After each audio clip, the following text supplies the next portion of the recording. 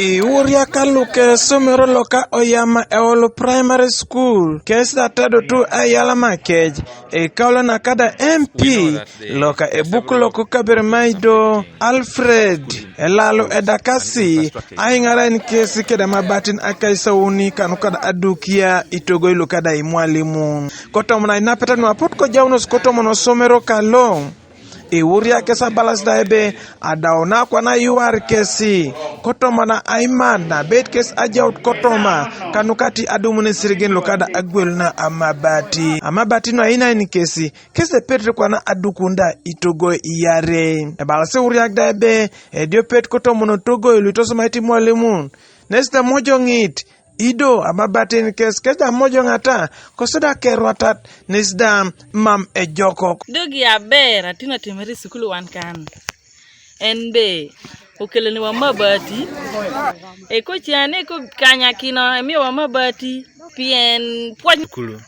mabati na roguro ne wan wiyot pien apa ma wan te chumo do mabata urali ame mabati gi oroguro ne wan wiyot didoko tikere gen ber doko guro otapat pien wan bala committees otieke data chiel ame obare malo do uro temte baturotja dioko ko be yet mane dok anga poye MP tutwal pikele ne wa mabati pilem gine na me otie daro obedo chane kan kede jopunye wago riba wata chiel yore mabati ni konyo kede korwana ngane bala tie mane piento idwe wan tie somo kane kamedi mabati ni tie kane achie wana ropoko oneno bala be chulo ni liametie weko sepe kede nyo anyira konya me wano te udo ni te konyo wan bala jonyual pien room me gedo bala rikase chaliatie yoto udo be kareni yoto udo be jamna do te temerikum kareni le chal kede jamna rika atimeri karasekya somyo yiwa yom me ude pune me kodi mabata chalaman. We know that there are several problems affecting schools and infrastructure is number one. There are less classrooms,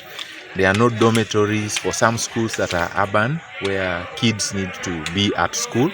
And then we have issues of access to water and sanitation and things like that. So right now what we are doing is to support the local community by doing a partnership for building teachers' houses and classrooms and dormitories. So wherever the local community does a wall or does the lower infrastructure, I come in and do the roofs. So we have